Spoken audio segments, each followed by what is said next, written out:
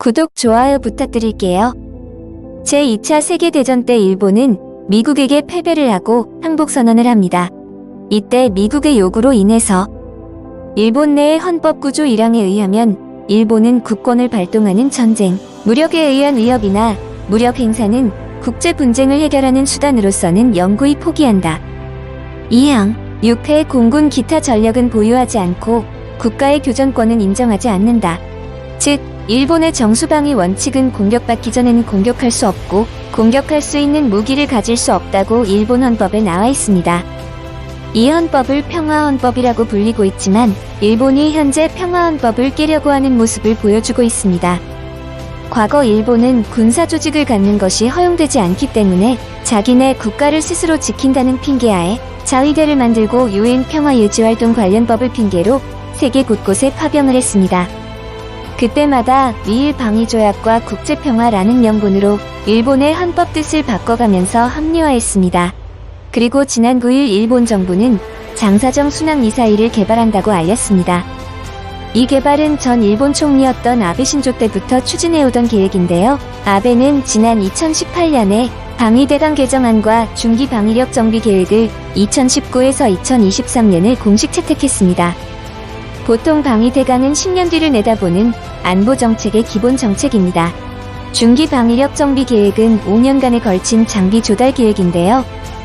방위대강은 보통 10년에 한 번씩 개정이 되지만 전 아베 총리는 2013년 그리고 5년 뒤인 2018년에 다시 방위대강에 터치했습니다. 그만큼 군사력을 확보하겠다는 의지를 밝힌 셈입니다.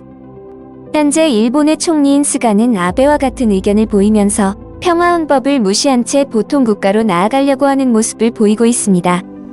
그러면서 지난 9일에 일본 정부는 장사정 순항미사일을 개발한다고 했는데요. 또한 적의 사정권 밖에서 공격할 수 있는 지대함 장사정 순항 미사일인 스탠드오프 미사일을 개발하기 위해서 335억엔을 반영할 것이고 5년 안에 육상자위대가 활용 중인 12식 지대함 유도탄을 1000km 늘린다는 것입니다. 거리가 1000km라면 일본에서 북한 그리고 중국에까지 도달할 수 있는 거리이기 때문에 중국이 현재 강력은 반발을 하고 있지만 우리는 국가 핵심 이익이 걸린 문제에서는 협상의 여지가 없다라는 강력한 의견을 보였습니다. 현재 일본 정부의 발언에 의해서 많은 국가와 일본 내에서도 편이 갈리고 있습니다. 이건 일본 정부의 정수방위 원칙에 맞지 않다라는 논란이 나오고 있습니다. 이 무기가 개발이 되면은 사실상 적 기지 공격이 가능해지기 때문에 전수방위의 뜻과 맞지 않다라고 이야기가 나오고 있습니다. 하지만 일본 관방장관인 가토 가스노부는 우리는 적 기지 공격을 목적으로 하는 것이 아니다라고 반응했지만 이것은 한반도를 둘러싼 안보 환경에도 영향을 줄 것으로 보입니다. 이러한 어처구니 없는 발언은 이뿐만이 아니라 일본 정부가 곧 후쿠시마 원자력발전소 오염수의 해양 방출을 할 것으로 보입니다. 대략 2022년 여름쯤에 탱크가 꽉 찰 것으로 예상해 바다에 방류할 것으로 보여지는데요. 현재 오염수를 다액종 제거 설비로 정화한 처리수를 탱크에 보관 중입니다. 좋게 말해서 처리수이지 처리수에는 방사성 물질인 트리튬이 그대로 있습니다.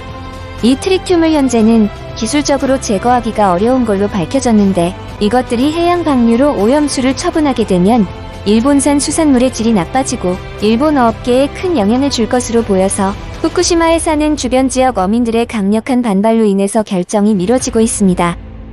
이 오염수의 방류는 일본 국민들만 우려하는 걱정이 아니고 한국 그리고 그 주변 국가들도 우려하고 있습니다.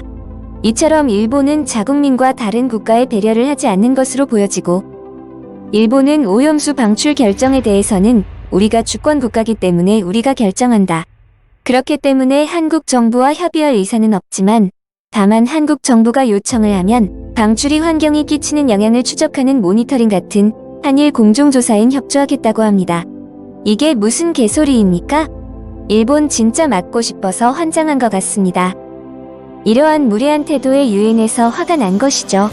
그래서 유엔은 지난 일본 정부에 일본 국내의 시민들에게 오염수 처분이 시민들에게 영향을 끼칠 수 있으니까 이에 관련된 논의를 하고 주민들의 권리를 존중하라고 요청을 했고 국제협의가 진행되기까지 오염수 방류는 보류할 것이라고 촉구도 했습니다.